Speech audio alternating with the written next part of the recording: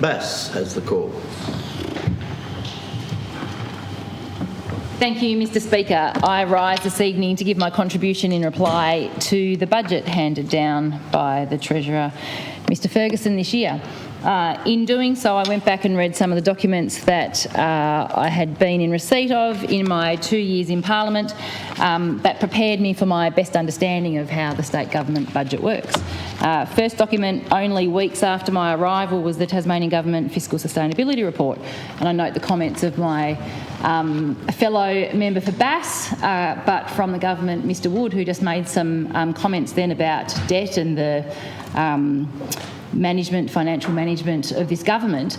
I'm not sure if Mr Woods read this document. It's actually very good reading because it leaves no doubt for questions about the state of the current state budget and their warnings given by Treasury about the need to manage it in a moderate way. For reference, there are sections in this document that give a clear picture about the concerns of the financial management in Tasmania. The document itself is an analysis undertaken around previous fiscal sustainability reports and establishes the importance of the following. Early action to correct fiscal deterioration will mitigate the severity of measures required to effectively maintain fiscal sustainability. Given the composition of the state's revenue base, it's not possible to rely entirely on economic growth to maintain fiscal sustainability. Any action to maintain fiscal sustainability must recognise and address major drivers of a deterioration in the budget position, and it's likely that effective action to maintain fiscal sustainability will require the successful implementation of a range of measures. It goes on to say that delaying action, now insert my own words here, kicking the can down on the road, sweeping things under the carpet, nothing to see here sort of approaches to financial management. Delaying action until the task is much greater is likely to place an undue burden on the community and on businesses. So you can see this document that was released in 2021 recognises the importance of this government to take action on financial management and to amend its behaviours in financial management. Under each of the 4 scenarios modelled, the projections each of them indicate that there will be growing net operating balance and fiscal balance deficits and increasing net debt. So Treasury signals a warning, indicates what needs to happen. Treasury are great at providing advice, but what it requires is the person receiving it is actually willing and able to take on board that advice and to do the appropriate thing and implement the appropriate measures, not for the government and not for the Treasurer and not for their sustainability, but for the people of Tasmania, for the businesses of Tasmania, for the families, for the children, and for the people who have been here for generations investing so that all their efforts and their future aren't wasted away. So, black and white, it's there. The government issue budgets every year. Last year, the year before just, I was in receipt of budgets, then they revise them partway through the year. But what I've begun to understand, and it's really clear now to me, having been here for some time, that you can trust Treasury documents, can't necessarily trust budget documents. You can't necessarily trust ministers that stand and present different opinions in this place, because what they say and what happens don't always meet in the middle. So it's been really clear from a number of documents that the position of Tasmania's financial certainty as managed by this government is in a world of hurt. We've heard our shadow treasurer talk about debt falling off a cliff. The projections that he made last year are even worse this year. We know that in the fiscal sustainability report, they talk about debt ballooning out to 30, and this was written in 2021, so, you know, who knows what their projection is now, but ballooning out by 2035 to $30 billion of debt.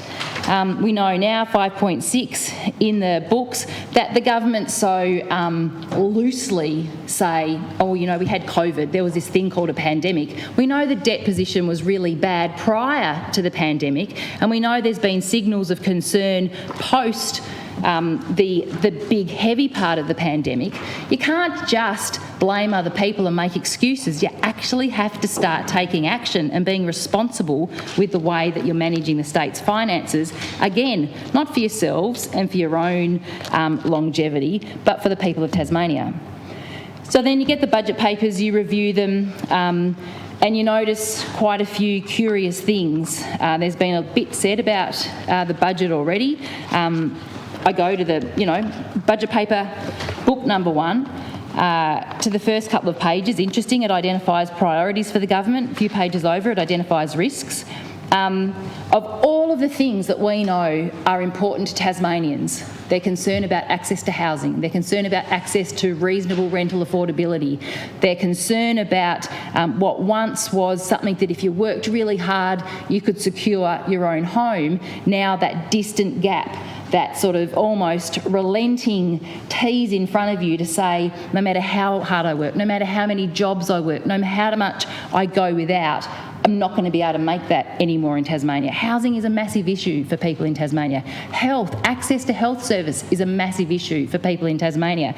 People that want simple access to health for their children or for themselves, but are afraid to go to the GP or to a medical service because they might not be able to afford it. We know just recently the seriousness of health and the concern of health in our community. Just recently we were at a briefing from the City Mission in Launceston, and they were talking about their health service that they provide to people in the community who may be struggling, may be living on the streets in Launceston, who have nowhere else to go or are not comfortable or confident to going anywhere else. And they're seeing medical issues present on Tasmanians, in the lives of Tasmanians, that shouldn't be seen in a developed country like ours.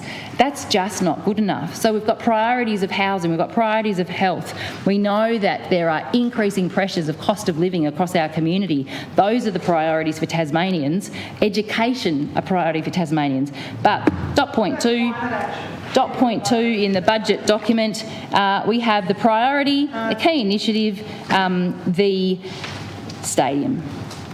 You go over to the risks though, and if this government actually read their own documents and connected up what they saw as priorities and then the risks that are presented within it, you have to go past a bit that talks about the $300 million budget efficiency dividend, but then you go to the risks, and there are risks identified in the document around the unknown costs of building this stadium. That, and I think it was our shadow treasurer that so eloquently described this morning the process to most people in the world of undertaking a project or making a significant purchase, that they would actually have the details of that before they submitted themselves to the burden, the lifetime burden of actually being able to close the deal and deliver the funds required to support whatever that they imagine for themselves. But no, not the government. So under risks, under expenditure risks, the Macquarie Point Urban Renewal Project says that this budget reflects the funding of $230 million of the state's total commitment of $375 million. Now, again, I sort of built this up to start with to say we've got all these documents, some are fact, some are government constructed. We've got a document here that still says, and I suppose until they've got any details and they actually know any better, they can't pluck a different figure out of the head, that still says somehow that the state government's contribution is going to be $375 million. It's an absolute furphy, but it's in the budget papers. You can't believe that. How can you believe anything else in this document? But it says here that as a large infrastructure project, and with the scope of the project yet to be fully defined, the project may be subject to the same ongoing supply constraints and cost escalations that other major projects across both the public and private sectors are experiencing. Now, without understanding fully what this project is, having people in the community so respected but so extraordinarily voicing their concern about this project like the RSL, you've got people demanding information, wanting to participate in this process, wanting to understand the full impacts of a project like a stadium, but no answers from the government. And you would think that this government would have all of that locked away before they committed this state. And people have been talking about writing a blank cheque to the AFL. It's not just the blank cheque, but they've also handed over the credit card. With so many people in our community concerned about health, housing, cost of living, education, that this is a priority in this document and that it comes with these risks, but the government continue with their obsession down this line just is quite really extraordinary. Now, one of the things that I want to highlight from the budget papers is some areas of interest to me personally. I have the Shadow Minister portfolio for primary industries and water.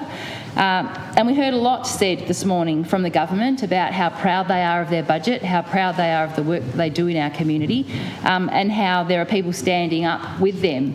What we actually have seen in recent months, it's been building for some time, not just in direct response to this budget, but also to government behaviours, the extraordinary thing that fishers and farmers are speaking out against this government. That we have people in aquaculture concerned from this government. So on budget day, the TFGA issued a media release, but curiously actually days before they issued their first release, the TFGA have expressed that they're deeply worried about political developments. Agriculture, they acknowledge, is a major pillar of the economic and social fabric of Tasmania. So any loss of confidence impacts agricultural businesses due to political instability in this state, and that should be a concern for every Tasmanians. The president of the TFGA, Ian Saw, said that the TFGA is fortunate to have bipartisan support in the Tasmanian Parliament. Tasmanian Labor are absolutely, these are my words, Tasmanian Labor absolutely supporters of our farmers in Tasmania. And it is, Ian Saw goes on to say, crucial for our industry's growth in recent times. However, the TFGA goes on to say, it is important to note that analysis over the past 50 years shows that whenever the government is in minority, progress slows, resulting in potential lack of confidence. A reduction in confidence in the Tasmanian economy would discourage and diminish investment in various industries such as tourism, infrastructure and agribusiness. Now, to hear the TFGA express that, they might have had that expression at their board table, they might talk about it internally, they might talk about it with stakeholders respectfully, but for them to issue this publicly demonstrates the depths of concern in Tasmanian industry. But specifically in response to the budget, the TFGA had this to say. The budget fails to address industry needs, delivering very little good news. The budget was largely an empty cupboard for Tasmanian farmers and failed to inject meaningful assistance into the sector. The TFGA are really focused around education, biosecurity and traceability, wildlife management, and they demonstrate the sustainability of the industry. They submitted a very comprehensive and professionally presented budget submission to the government in order for there to be a response and a dialogue, but expressing their concerns in what actually was delivered. The TFGA said that we understand this disappointment is shared by many. And they go on to say, we need to ensure we have industries that can keep contributing to the economy to ensure critical services for Tasmania can be supported into the future. This government has missed an opportunity to invest more broadly in the future of agriculture through education and training, ensuring that agriculture has a strong workforce in the future to deliver economic outcomes for Tasmania. We would have liked to have seen the government explore the industry's needs when it comes to training and education. We need a program developed with farmers, from farmers, agricultural service providers and the education sector. Another demonstration of this government's inability to engage and consult and have a conversation with and listen and discuss openly concerns, opportunities and ideas from a variety of industries in Tasmania. They go on to say, we would hope to see an investment in innovation in agriculture in future years to drive improved productivity. In conclusion, the TFGA recognises the state government's efforts to invest in crucial areas such as health, education and housing, but we firmly believe that the agricultural sector deserved a more focused investment for its future. the budget's allocations fell short of the comprehensive support needed to ensure the long-term viability and growth of Tasmania's farming industry. Now, it's not just our farmers that are expressing their concern. Prior to the budget, and not just budget behaviours, but general government behaviours, prior to the budget being delivered, we saw Huon Aquaculture express their concern around certainty in the way that they could invest private dollars into Tasmania to support our regions and to support Tasmanians living in our regions. A government who invests public money, the money of Tasmanians, into programs, into infrastructure, into services, should do so with a moderate and with a sensible approach. But a government that is in the way of private investment that can actually ensure a great future across Tasmania, in particular in regional Tasmania, should be deeply considered by this government. Now, one of the things that I wanted to focus on today, with the concerns in the budget, and we had Mr Wood, member for Bass, speaking just earlier about housing. Now, and I have to say, when people stand here and they're given something to deliver and they deliver it, maybe they don't always best understand what they're delivering, or even if they don't agree, they have to do it anyway. Now, there's been said on multiple occasions in this chamber, just in recent days, even with Tasmanian Labor highlighting the fact that this is not going to happen, but the relentless repetition of things that are just not correct seems to be something that this government can't stop themselves with. But Mr Wood repeated just earlier that the government is on track to deliver 1,500 homes to Tasmanians, and has to this date delivered around 900, and by the end of June will magically deliver the balance of the 1,500. Now, I have stood in this place before, but for the purposes of this budget, there are items in this budget that demonstrate this government, I'm not sure that they demonstrate, that intend to illustrate that this government will deliver for housing. But there's a statement that says, you know, history actually informs future activity. And we know that just in the last 12 months, for the budget to actually maintain and deliver its housing promises, it needs to be delivering 83 houses a month. Now, this government's inability to do just the basics of that as a minimum level of delivery for Tasmanians has a massive shortfall. April last year, when they're meant to deliver 83 homes in a month, just 18, a shortfall of 65. Let's pick another month, a good month, June last year. Actually delivered 52 houses. You'd think, yeah, fantastic, that's great. But it should have been 83, so a shortfall again of 31. The next month, August, 6 houses, a shortfall of 77 houses.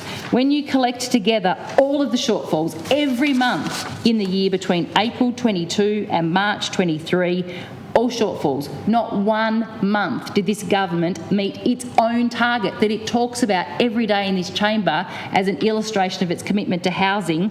By the end of that calendar year, by the end of that calculated year, had only delivered 314 homes out of a required 1,000. You calculate that forward, they are thousands of homes short on their target.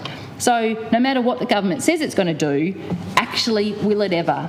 And it's really clear that the way this budget has been constructed, that it's been constructed to look good but not to deliver for Tasmanians. And there is so much content in this budget that is actually stacked to the front end of the 4-year estimates that it is clear to me and to most people that, if people do read the budget papers, but it's clear to me that people that watch the commentary from this government, that they had no intention to survive past this year. Now, these budget papers would have been well printed in advance of 2 members leaving the government and going to the crossbenches, and so they knew they were struggling then, but now plunged into minority, and with what we've seen, really interesting things on the floor, their ability to deliver anywhere near what they think they can, which is so far short of their targets, will now be even harder for this government. In housing, Tasmanian Labor have a positive plan to support Tasmanians into rental with our build to rent scheme. Today, our leader, Rebecca White, delivered Tasmanian Labor's Right Priorities Plan, which outlined a number of initiatives around housing, around health and cost of living measures, particularly for families.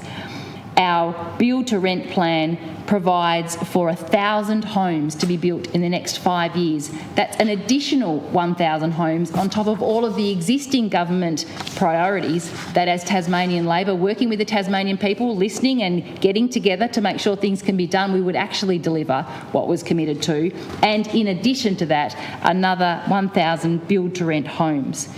In the area of health, again, from the electorate of Bass, Mr Wood talked about the commitments for health in northern Tasmania, particularly around the LGH. Now, we know that there are many things in the LGH that are struggling to deliver for the communities of northern Tasmania. Incredible workforce, working so hard. I speak on the streets in Launceston, in offices, in meetings, in social environments, in official work capacities to so many people in the health system that are close to broken, people that are working so many hours and giving so much. And although there are platitudes of empathy and support from the government, a real disconnect between an understanding of what people are going through and what they need to continue to doing what they love and have a passion about, which is supporting Tasmanians.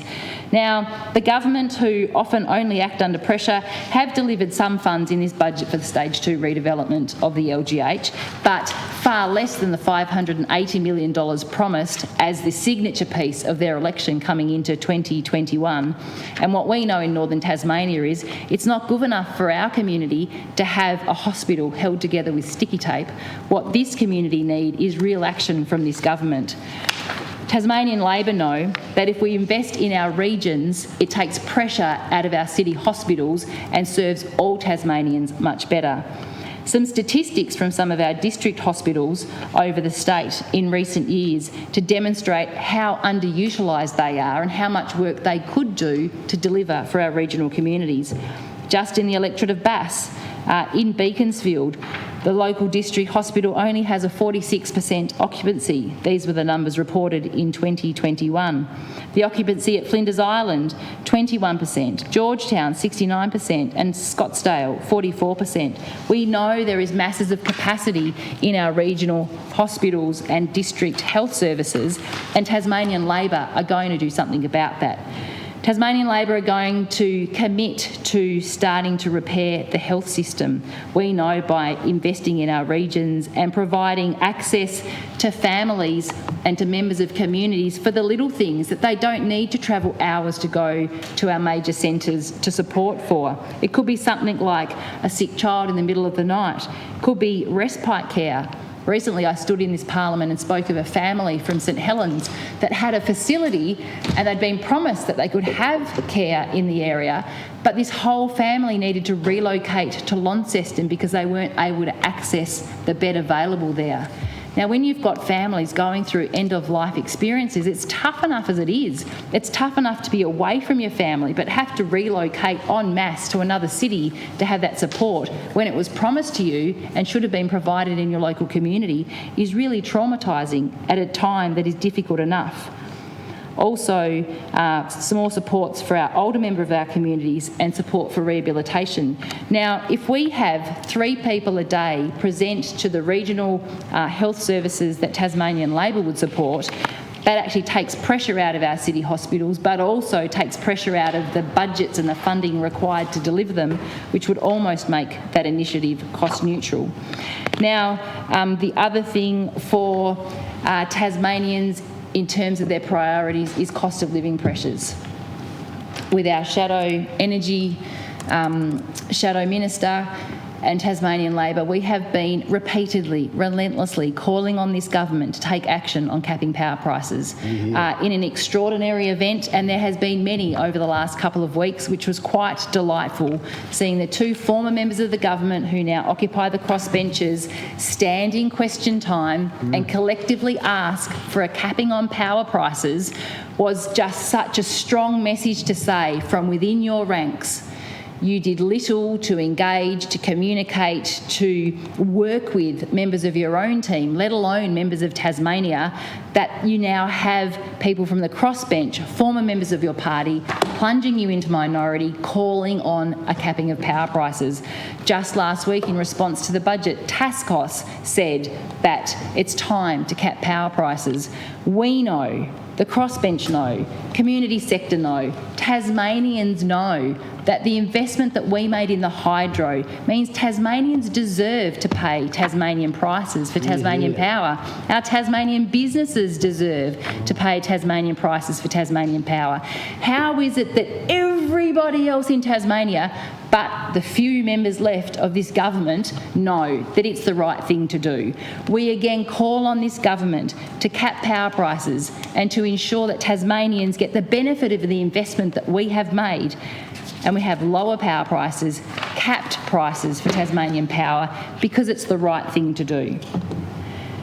Outside power prices, which is one of the direct things that this government can actually do to support Tasmanians, Tasmanian Labor recognise that some of the greatest and most heartbreaking pressures in a family budget is your inability to do the things for your kids in your family due to a lack of funds. And so Tasmanian Labor have an element of supporting cost of living pressures in our community with a focus on cutting costs for families and for parents. Tasmanian Labor have committed today in our Right Priorities plan to make it easy for parents to access childcare when they're studying. We want to support our community to upskill, to study, to train, so they can go out and have a job and do what they want to do and contribute to Tasmania. But you've got to make it easy for people. It's extraordinary, the logistics of trying to do your best to demonstrate to your kids how life can be, but there are things that can get in the way. And by making it easier to access childcare when you're studying is one of those things. To let parents actually make regular payments off their school fees, not just to have a lump at the beginning of the year when it's post-Christmas and you're getting school books and uniforms and everything else, and you also have to pay your school fees. And so be able to break that down into quarterly or direct debit payments is something that Tasmanian Labor are committed to. There are some kids that on some days of school wake up knowing the pressures that their family are on, and in order to support and protect their family, I'm not feeling so good today, I've got a sore belly. Or I'm not feeling so good today, can I stay home? Because maybe they know there's an excursion that their parents can't help pay for, that they can't go to. And it's heartbreaking when kids recognise this in their own families. So Tasmania and Labor are going to make sure that every child gets the same opportunity to help with school excursion costs. That kids get a chance to engage in sports that make them an active and contributing member of community by expanding the Ticket to Play program, and to extend the after-hours school care in 10 locations across Tasmania. Tasmanian Labor, we're standing with Tasmanians, we're listening to Tasmanians, we're out in our communities meeting with Tasmanians. We are passionate about this place and the Tassie way of life. Today, Tasmanian Labor launched the Right Priorities plan for our community, and we see this as the first steps to getting back on track and fixing the budget mess and the behavioural mess of this government that is leaving so many Tasmanians with much to be desired. My response this afternoon is to this Tasmanian budget, a budget that is stacked to the front end, trying to protect and mask for this government the mess that they're in. They talk about records as though it's something to be proud of, but this Tasmanian government has created records for Tasmanian people, record debt and record deficit. It's no longer okay to hide from the realities, to kick the can down the road and sweep the issues under the carpet. What must be done now is this government must, in their minority, work with the Parliament, work with Tasmanians, take time to stop and listen and understand the realities of what it's like to operate a business, to raise a family, to be at the top level of your industry and still have pressures that you feel like this government are not hearing or understanding or responding to. Tasmanians deserve better. Tasmanians can have better. They need a government that listens. They need a government that stands up for them. They need a government that has the right priorities and a focus on all Tasmanians right across this state. We know when speaking to Tasmanians that their priorities are a health system that works for them, housing that gives them a safe place to live, a place where they can feel dignified and respected and like they've got everything they need to back them up and support them to invest in their own self and to have a great future for themselves and their kids. We know that Tasmanians are struggling with the increasing costs of cost of living pressures, and we know that this government has things that they can do now to actually relieve that for Tasmanians. So my response to this budget is that this government must do better. They've got to start listening. They have all of the wrong priorities. You can't be investing in $1 billion stadium when Tasmanians are on the street, when Tasmanians can't get access to the healthcare that they need, and they're crumbling under the cost of living pressures. Tasmanian Labor have a plan. We've got a positive plan with the right priorities, Tasmanians. We'll stand with Tasmania and we'll support them to have a great life here with a great Tassie way of life. Yeah. Mr Deputy Speaker. Leader of the Greens. Thank you. I move that the debate be adjourned until tomorrow. Question is that that be agreed to. All those of that opinion say aye. Aye. To the contrary, no. I believe the ayes have it. Mr Deputy Speaker, I move that the House now adjourn.